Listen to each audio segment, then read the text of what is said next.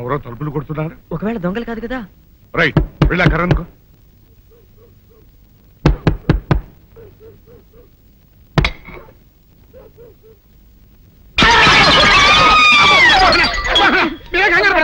ఇది మా అబ్బాయి బుల్ రాజు చనిపోయింది రాజుని. మరి ఏమిటి ఇలా వచ్చారు?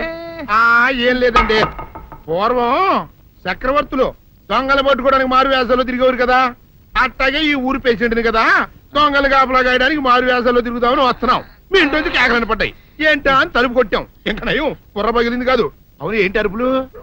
మీరే చెప్పండి ప్రెసిడెంట్ గారు. మొన్నేమో పిల్లాడి సైకిల్ గాలి తీసేశాడు, ఈ వేళేమో వాడి నోటు పుస్తకాలన్నీ చింపేశాడు. ఏమయ్యా ఏంటిదే? ఎంత వయసు వచ్చినా కానీ చంటి పెట్టలాగనో వదిలేకపోతే కింద వస్తుంది డాడీ. బుద్ధి బుద్ధి అనాలి. తెలేరా బుద్ధి. ఇదిగో ఈ నోటు చించేసినందుకు గాను మళ్ళీ ఆ నోటు తిరగరాయాలని నేను నీకు సెట్ చేసేసానయ్యా. కరెక్ట్. అదెలా కుదురుతుందయ్యా? నాకు చదవడం తప్ప రాయడం రాదే. ఇది క్లిష్టమైన సమస్య డాడీ. ఏమీ కిలసడమైన పరిస్థితి కాదు. ఆయన చించిన ఎన్ని అంటిస్తాడో నువ్వు వాటిని చూసి మళ్ళీ నోటు తిరగరాయి. నోటు రాయడం నేర్చుకున్నట్టు ఉంటది, ప్రజా సేవ చేసినట్టు ఉంటది. ఇదేం బాగోలేదు డాడీ. తప్పు ఒకరు చేస్తే శిక్ష ఒకరికా. అందుకే నేను అనేది ఇంకొక నాన్నకు పెట్టినా బాగుండేదనే. తప్పు కొత్త తమంత వార్త వస్తుంది.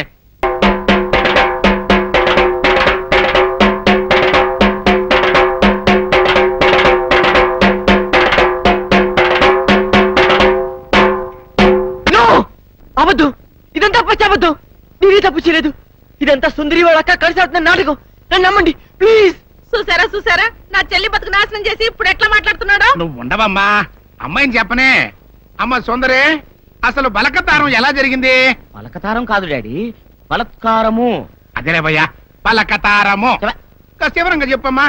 మా అక్క నీళ్ళ కోసం చెరువు కాడికెళ్ళింది. ఇంట్లో నేను ఒక్కదాన్నే ఉన్నాను. హోటల్లో కూడా ఎవ్వరూ లేరు. అది చూసి సీను బాబు మా ఇంట్లోకి వచ్చి నన్ను పాడు అవద్దు. సుందరి లోపల పిలిచింది. అబ్బా నువ్వు ఉండవయ్యా, అమ్మాయిని చెప్పని ముందు. నన్ను బలత్కారం చెయ్యబోతే వద్దు బాబు, నా జీవితం పాడు చెయ్యొద్దు అని కాళ్ళు పట్టుకున్నాను. ఎట్టాగో మనం ప్రేమించుకున్నాం కదా, పెళ్లి కూడా చేసుకుంటానని చెప్పి నా నోరు మూసి నన్ను. ప్రెసిడెంట్ గారు నన్ను నమ్మండి, సుందరి చెప్పినంత అబద్ధం. అట్టాగేనయ్యా, అట్టాగే. నువ్వు ఉండు. ఇదిగో తాతబ్బాయ్, ఈ గొడవంతా జరుగుతున్నప్పుడు మీరు కూడా అక్కడే ఉన్నారని సుందర చెబుతుంది కదా, మరి నువ్వేమంటా? అవునండి, నేను ముక్కుపొడి పంతులు రచ్చబండ దగ్గర రాగానే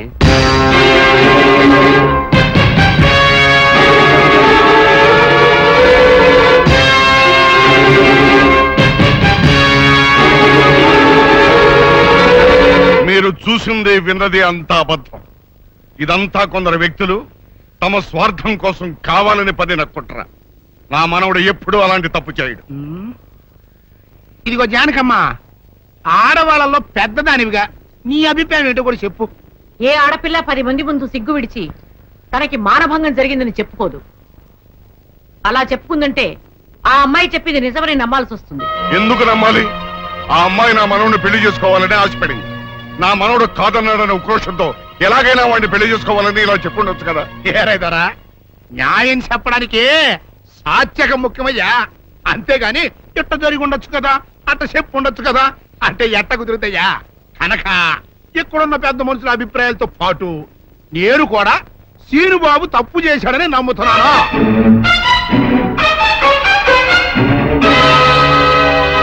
అయితే సీనుబాబుకి సెట్ చేసినంత మాత్రంతో సుందర జీవితం బాగుపడుద్దా? బాగుపడదు కదా. అందుకని సీనుబాబు సుందర్ని పెళ్లి చేసుకోవాలి అని నేను తెరిపిస్తున్నాను.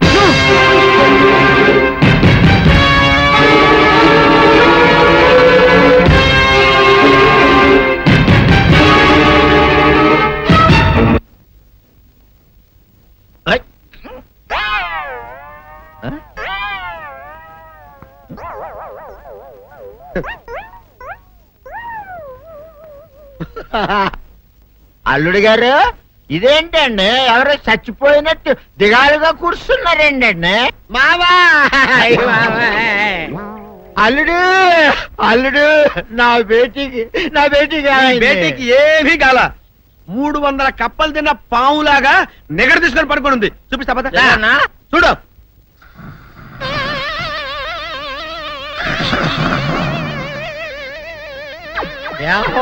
ఏమైంది?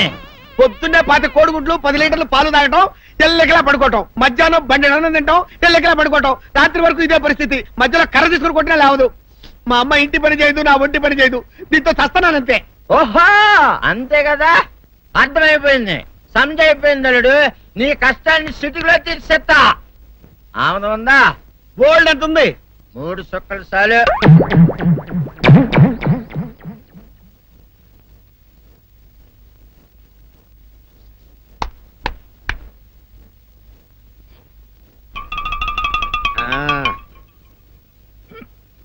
అల్లుడు ఆ, చెప్పు, ఇప్పుడు ఏం పని చేయాలి?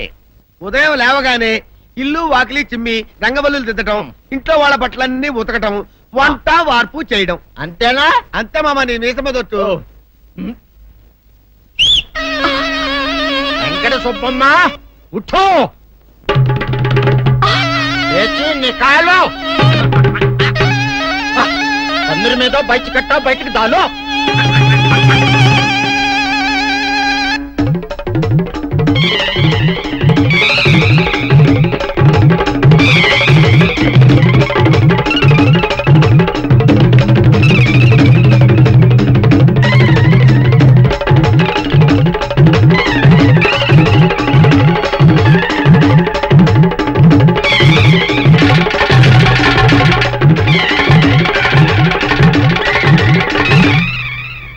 అచ్చా అచ్చా, ఇప్పుడు బయటనా?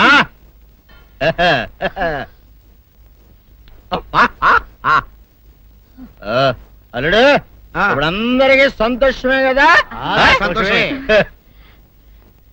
అమ్ముడు వెళ్ళొస్తా, వెళ్తూ. మామ నీ కూతురు ఇంటి పని అంతా శుభ్రం చేసింది. అది అంటే అది మరి ఆ పను నీ పైన ఓహో అర్థమైంది అల్లుడు, అర్థమైంది. అల్లుడు, రాత్రికి శోభనంగా అందంగా అలంకరించుకో, ఆ తర్వాత నేను చూస్తా. ఆ శ్రమ నీకెందుకులే మావా. సాధారణంగా అల్లుళ్ళు కట్నం కింద కార్లు, స్కూటర్లు, వాచీలు, ఉంగరాలు అడుగుతారు కదా.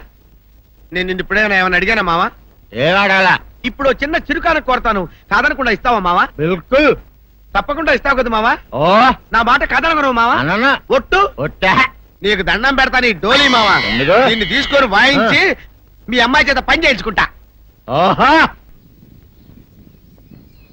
బాబు గారు, ఏంటే చెల్లెలి పెళ్లి శుభలేక? అవునండి, ఆగమేఘాల మీద అచ్చొత్తిచ్చానండి లగ్న పత్రికలు.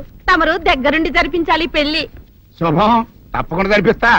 ఇవి అన్నట్టు పెళ్లి పనులకి ఎవరైనా మనుషులు తక్కువైతే చెప్పు, నా కొడుకు బుల్లిరాజు గారిని పంపిస్తా. చింతకాయం కాదు, మా ఇంటి నిండా బోల్డ్ మంది పనోళ్ళు పాలేర్లు. అసలే మాది ఇప్పుడు తొరల వంశం. వస్తానండి, అవతల బోల్డ్ మందికి వంచాలి లగ్న పత్రికలు. సెంతకాయలు అమ్ముకునే దానికి సిరిమాలత్యం పడితే సెంతకాయని చూసి సి వంకర టెంకరగా ఉంది, ఇదేం కాయా అని అడిగిందంట. అట్టుంది దీని కథ. డాడీ ఏంట్రా ఇది విషం, ఇది కిరసనాయలు, ఇది తాడు. అర్జెంట్ గా చచ్చిపోవాలంటే ఈ మూడిట్లో ఏది బెటర్ చెప్పు డాడీ. ఈ ఇసం తాగి, ఈ కిరసనాయలు మీద వేసుకుని, ఈ తాడు ఊరేసుకుని అగ్గిపుల్ల లపక్కన వెలిగించుకున్నారనుకో, టపక్కన ఎగిరిపోతారా. అవును, ఎంతకీ ఈ ఏర్పాట్లన్నీ ఎవరి సాగు కోసమో? నేనే ఆత్మహత్య చేసుకుందాం అనుకుంటున్నాను. ఉరి, ఉరి, ఉరి, ఉరి, ఉరి, ఉరి. నా బావి పేసినంట, నువ్వు బతికొండంగానే నీ ముఖం పగలు చూస్తే రేత్రి కల్లోకి వస్తుంది. అట్టానికి నువ్వు సచ్చి దెయ్యమయ్యావనుకో, దెయ్యాలు కూడా బెదిరి సస్తాయి. నువ్వు సచ్చకరా, చచ్చుతా. సచ్చకరా. నేను చచ్చుతా. అయినా అంత అర్జెంట్ గా సత్తాల్సిన కారణం నీకేంట్రా ఇప్పుడు? ఎందుక నేను ఆ పిల్లని లవ్ చేశా. ఆ పిల్లను నేను పెళ్లి చేసుకుంటానంటే నువ్వు నో అంటావు. నేను నీ మాట వినను అంటే ఆ ఆస్తి కవర్ ఎవరికైనా ఇచ్చేస్తాను అంటావు. నువ్వు ఇచ్చేసే ఆస్తి కవర్ కంటే నేను ఇచ్చేసిన మనసే నాకు ముఖ్యం. అందుకే నేను చచ్చుతా. అదే విషయం. ఓరి నా బొగ్గుకొండ, నువ్వు ప్రెసిడెంట్ అవడం నాకు కావాలి గాని పేడెత్తుకునే అమ్మాయిని తీసుకొచ్చి నానా నేను దీన్ని ప్రేమించాను అని చెప్పు, నేను చేయకపోతాను. అవును, ఎంతకే ఎవరమ్మాయి? ఒకటే అట్లా సిగ్గుపడబాకరా, చాలా సండాలంగా ఉంది. ఎవరో చెప్పు. అది అది జానకమ్మ. ఏంటి జానకమ్మ? అమ్మా, నీ గని పిచ్చిగా నెక్కిందంట్రా. నా వయసావిని నువ్వు ప్రేమించడమేట్రా? జానకమ్మ కాదు డాడీ, ఆవిడ మనవరాలు సౌందర్యను ఆవిడ మన వల్ల నా ఎదుకున్నా నా బొగ్గుకొండ కదే రే జానకమ్మ గారితో ఇయ్యమందడం అంటే నేను మాత్రం కాదంటని చెప్పు. వెంటనే వెళ్ళి వాళ్ళతో మాట్లాడి ఆ ముఖరథం పెట్టించుకొస్తా. అబ్బా కింద ఒత్తులు తీసేసి ప్రాణాలు తీసేస్తున్నావు డాడీ. ముఖరుతం కాదు డాడీ, ముహూర్తము. ముహూర్తము అదేలా ముఖరథము అదే పెట్టించుకొస్తా. డాడీ నేను ఇంకో డాడీ కాకుండా నీకే పుట్టినందుకు నాకు పిచ్చి హ్యాపీగా ఉంది డాడీ. ఆనందమానందమాయనే ఈ అందగాడు పెళ్లి కొడుకాయనే. అమ్మ సౌందర్య, ఎంత అల్లరి జరిగాక నీకు పెళ్ళిలా అవుతుందని భయపడ్డా, కానీ నువ్వు చాలా అదృష్టవంతురాలమ్మా. అందుకే ఆ సీనుగాడి బండారం బయటపడింది, బంగారం లాంటి మరో సంబంధం వచ్చింది. ఇంతకీ నిన్ను ఏరికోరి పెళ్లి చేసుకుంటానన్న వ్యక్తి ఎవరని అడగవే? అడగాల్సిన అవసరం లేదు నాన్న, మీరెవరిని పెళ్లి చేసుకోమన్నా చేసుకుంటాను. అది కాదమ్మా, అబ్బాయి నీకు బాగా తెలుసు. అయినా నీకు ఇష్టమో కాదో చెబితే. శవాలకి ఇష్టాలుండవు నాన్న.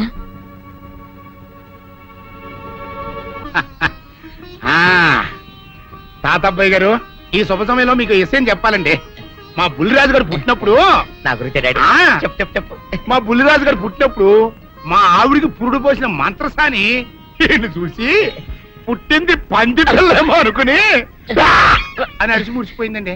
డాడీ ఇప్పుడు ఎవరినెందుకు? ఆ ఊరుకోవా, మన జీవితాల్లో గొప్ప ఈ చిత్రాలు జరిగినప్పుడు 10 మందికి చెప్పుకోవాలా. ఆ, ఇప్పుడు మంత్రసాని మూర్చిపోయింది కదండి. ఇకపోతే మా ఆవిడ ఎట్టండి సేపుల్లే నా కొడుకుని కన్నానని బెంగపడి పురిటి స్థానం అవ్వకముందే చచ్చిపోయిందండి. డాడీ నేను నీ కడుపున పుట్టపట్ట కదా నాకు ఈ ఫేస్ వచ్చింది. నేను ఇంకొక నాన్నకు పుట్టిన అందంగా నన్ను పుట్టుండేవాడిని. ఇక చూడు, కాకి పిల్ల కాకి ముద్ర, నీ మొహం ఎప్పుడు నాకు ముద్దొస్తూనే ఉంటుందిరా కన్నా.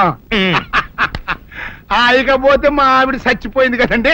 ఈయన్ని ఎత్తుకోవడానికి వచ్చిన పని పిల్లలండి ఈయన చూసి దడుచుకుని పరుగో పారిపోయేవారండి. అసలు ఈడికి ఈ జన్మలో పెళ్ళవుద్దా అని నేను ఈ ఆడవని రోజు లేదనుకోండి. అట్లాంటిది మా బుల్లిరాజు గారికి మీ అమ్మాయితో పెళ్లి కుదరటం నిజంగా మా అదృష్టం కదండి. ఎంత మాట, నీలాంటి వారితో వీయమంతరం మా అదృష్టం. అలాగండి, అంత మాట్లాడతారు. పొంతులు గారు మొకరదం పెట్టేయండి. అయ్యా, ఈనాటికి సరిగ్గా 4వ రోజుకు ఓ మంచి దివ్యమైన ముహూర్తం ఉంది. అయితే అదే కాయ చేసేయండి.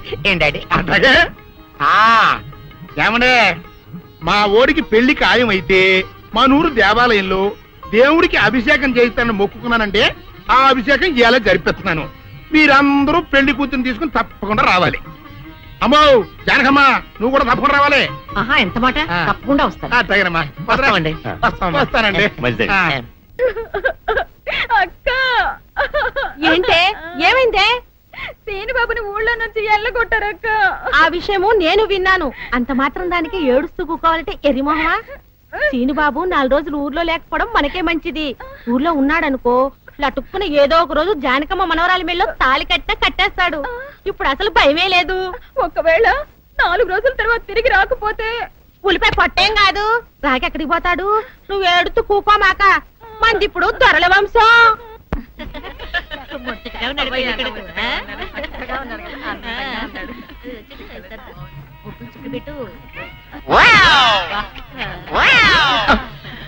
ఇదేమిటి, బుగ్గ మీద నల్ల చుక్క కదా పెట్టాలి, తెల్ల చుక్క పెట్టారేమిటి?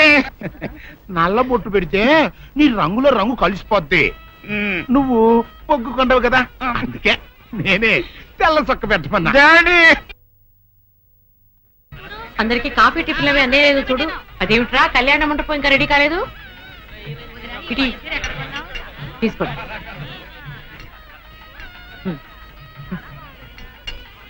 ఎంతైనా జానకమ్మే దగ్గరుండి అన్ని పనులు స్వయంగా చూసుకుంటది. మరి నన్ను ఏం చేయమంటారు చెప్పండి? నాదేమో ఆర్థికులని కొంపైపోయింది. మన ఇంట్లో పనులు మనం చేసుకుంటే తప్పే ఉందండి. ఏంటో ఆ సీనుబాబు గుళ్ళో గొడవ చేయకుండా ఉంటే ఈ ముహూర్తానికి మా పిల్ల పెళ్లి కూడా ఉండేది. ఈ ముహూర్తానికి ఎందుకులేండి, మాది అసలే దొరల వంశం. పొట్లకేం కాదు. అమ్మా సుందరి, అమ్మా సుందరి. ఏంటమ్మా, ఏమైంది? ఏమోనండి, ఉన్నట్టుండి కళ్ళు తిరిగి పడిపోయింది. సుందరి, ఇదిగో నాన్నగారు రండి. అమ్మా సుందరి. రండి, పాపం ఉన్నట్టుండి పిల్ల కింద పడిపోయిందండి. మీరు చూడండి.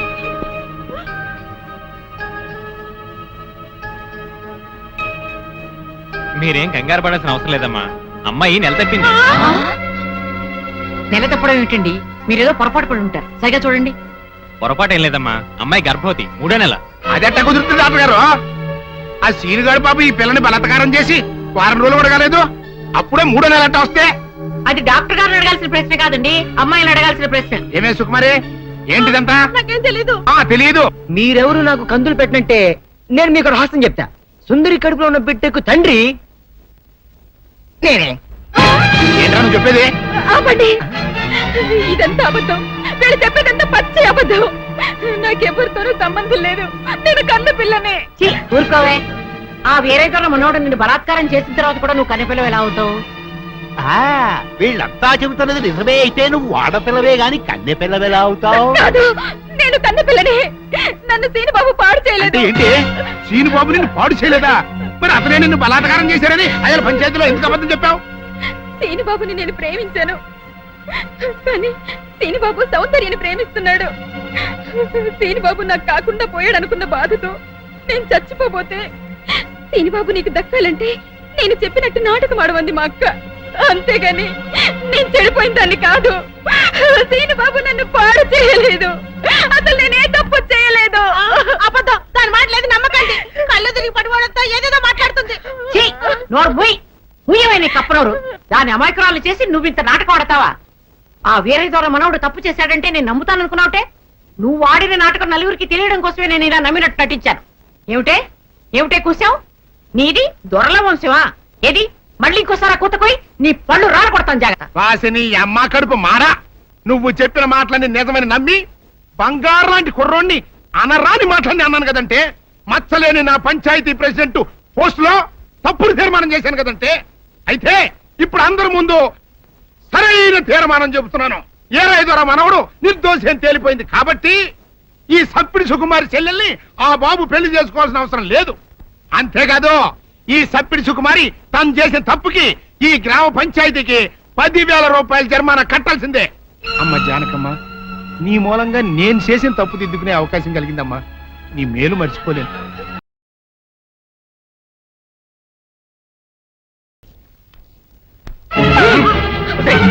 ఏమిటి ఏమిటి నువ్వు చేసిన పని? ఆ పనికి వాళ్ళ వెనతో లేచిపోయి నా పరుగు తీస్తావుటే? ఇప్పుడు ఈ పిల్ల నీ కూతురు కాదు, నా కోడలు. ఏదో కొడుతున్న వాళ్ళు చేసింది, ముహూర్తం టైంకి వచ్చేసింది కదా, వదిలేయ్. రేయ్, బుల్లిరాజు తీసుకుని కనబడబోతుందా? సరిగ్గా ఇల్లంతా చూసామండి, ఎక్కడ కనబడలేదు. అయితే ఈ పిల్లని ఎత్తుకుపోయినట్టే కుర్రాయాళ్ళు నా బుల్లిరాజు గారిని కూడా ఎత్తుకుపోయింటారా? రేయ్, ఆ ఏరై దొరగాన్ని, జానికమ్మని, సీనుగాన్ని, ఆ కుర్రాయాల్ని ఇల్లు ఎత్తి ఎక్కడ కనబడితే అక్కడ కట్టుబడేసి వస్తుంది. వెళ్ళండి, చెప్పండి. నా కొడుకుని ఎక్కడ దాచారో చెప్పండి, లేకపోతే మిమ్మల్ని అందరినీ చంపి పారేస్తా. పెద్దరాజు, పిచ్చి పిచ్చిగా వాక్కు. నీ కొడుకేమయ్యాడో మాకేం తెలుసు? తెలవదు. ఈ పెళ్లి అనుకున్న కాడి నుంచి నన్ను ఎట్టాపు చేయాలని మీరు అందరూ కలిసి పన్నాగాలు వేశారు. ఆఖరికి నా కొడుకును కూడా మాయం చేశారు. చెప్పండి, అని ఎక్కడ దాచారు? మాకు తెలియదని చెప్తుంటే వినిపించుకోవే. జానకమ్మ, పల్లాటి నాగమ్మ లెవెల్లో పథకాలేసి ఈ పెళ్లిని జరగొడదామని చూశావు. అది తెలుసుకోలేనంత ఎదవను కాదు నేను. మీ అందరికీ తెల్లారదాకా టైం ఇస్తున్నా. నా కొడుకుని ఎక్కడ దాచారో చెప్పకపోతే మీ అందరి బతుకులు తెల్లారిపోతాయి. నిజంగా బుల్రాజు అయ్యాడా మాకు తెలియదండి. నేను ఇంకేమీ దలుచుకోలేదు. మీకు ఇచ్చిన గడువు లోపల మీరు నిజం చెప్పాలి, అదే నేను వినాలి, అంతే.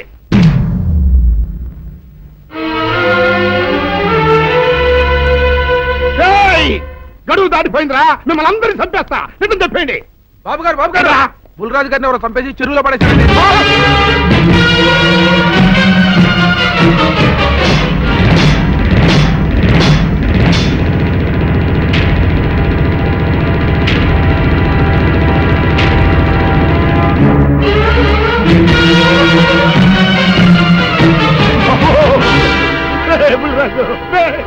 ధర్మానికి మారుపేరైన మీ కన్న కొడుకు మీద ఎవరు పగ పెంచుకున్నారో గాని మొహం నామరూపాలు లేకుండా చెక్కేశారు బా. మీ ఊరి ప్రెసిడెంట్ చేద్దాం కదా అని ఎన్ని కళలు కన్నారా. అప్పుడే నీకు 100 ఏళ్ళు నిండిపోయినాయిరా. బుల్రాజు వచ్చారండి గారు, రండి చూడండి, ఈ ఘోరం చూడండి. పెద్ద మనుషులు అనుకున్న వాళ్ళందరూ కలిసి పన్నాగం పన్ని నా బిడ్డను పొట్టను పెట్టుకున్నారండి. నా బిడ్డ సాగు కారణమైన వాళ్ళు ఎవ్వరూ బతికి బట్ట కట్టడానికి లేదండి. ముఖ్యంగా ఈరోనండి, ఈరోజు కొడుకుని చెప్తుంది. మీ ఆవేశాన్ని కాస్త తగ్గించుకోండి. అసలు మీ అబ్బాయిని ఇతనే చంపాడడానికి సాక్ష్యం ఏమిటి? ఆశ్చర్యం ఏంటండి, ఈయన పిల్లలు ప్రేమించారంట, ఆ పిల్లనే మా అబ్బాయి పెళ్లి చేసుకోబోతుంటాను, వీళ్ళందరూ కలిసి ఆ పెళ్లిని ఆపుదామని చూశారండి. అది కుదరపోయేటప్పటికి ఈ ఘోరం తలపెట్టారండి. ఓకే ఓకే, మీరు ఆవేశపడకండి. ఆ విషయాలను చూసుకోవడానికి మేమున్నాం. Mister, your under arrest. Constables, అతను తీసుకురండి. ఆగండి, ఈ హత్య చేసింది సీను కాదు, అతను కాదా? మరెవరు? నేను. జానకి, అవును వీరుడు, బుల్లిరాజుని నేనే చంపాను. నువ్వు చంపావా? నేను నమ్మను. అవును, నా మనవరాలికి సీనుకి పెళ్లి చేయాలంటే వీళ్ళెవరూ ఒప్పుకోలేదు. చూస్తూ చూస్తూ వాళ్ళ ప్రేమని బలి చేయలేకపోయాను. బుల్లిరాజు దగ్గరికి వచ్చి వాళ్ళ పెళ్లికి సహకరించమని ఎంతో ప్రాధాయపడ్డాను. అతనందుకు ఒప్పుకోలేదు సరికదా. చాలా అసభ్యంగా ఒక్క రాత్రి సౌందర్య తనతో గడిపిన తర్వాత సీనుకిచ్చి పెళ్లి చేసుకోమన్నాడు. నాలో ఆవేశం పొంగింది. ఏం చేస్తున్నానో నాకే తెలియలేదు. అక్కడ ఉన్న ఇనుపు లైట్ స్టాండ్ తో బలంగా బుల్లిరాజు నెత్తి మీద కొట్టాను. ఆ తర్వాత గాని నేను చేసిందేమిటో నాకు తెలియలేదు. కానీ అప్పటికే అతని ప్రాణాలు పోయాయి. వెంటనే శవాన్ని అక్కడి నుంచి తరలించి చెరువులో తోయించాను. ఇన్స్పెక్టర్ గారు, జరిగింది చెప్పాను. ఇందులో ఎవరి ప్రమేయం లేదు. ఈ హత్య చేసింది నేను. నన్ను అరెస్ట్ చేయండి. ఐసి, అలాగా.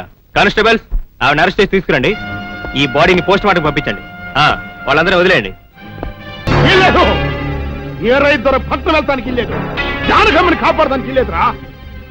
ఏ మనవరాలి కోసమైతే నా ఒక్కగానొక్క కొడుకుని పొట్టలు పెట్టుకుని నా కడుపులో తెచ్చి రేపిందో, ఆ మనవరాలి ఇంకా బతకడానికి లేదు. అది ఎక్కడ కనపడితే అక్కడ ముక్కలు ముక్కలు కింద నరికేయండి. వెళ్ళలే.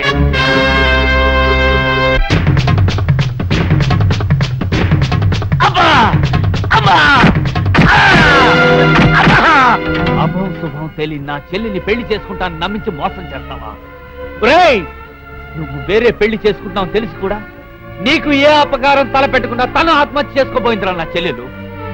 అలాంటి మంచి పిల్లకి ద్రోహం చేయడానికి మనసులో వచ్చిందిరా.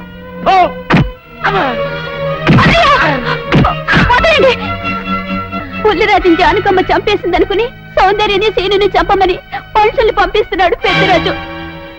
ఇప్పుడు ఈయన బ్రతుకున్న విషయం తెలియకపోతే సౌందర్యని సీనుని వాళ్ళు ఖచ్చితంగా చంపేస్తారు.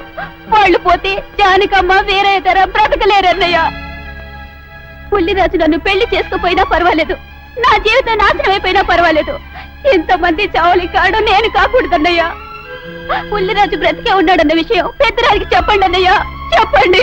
వినరా విను, ఇంత జరిగినా అది ఇంకా నీ మంచిగా కోరుకుంటోంది. ఇప్పటికైనా కళ్ళు తెరువు. రేయ్, ఈ నీడ్ బాబు చెప్పండి రా.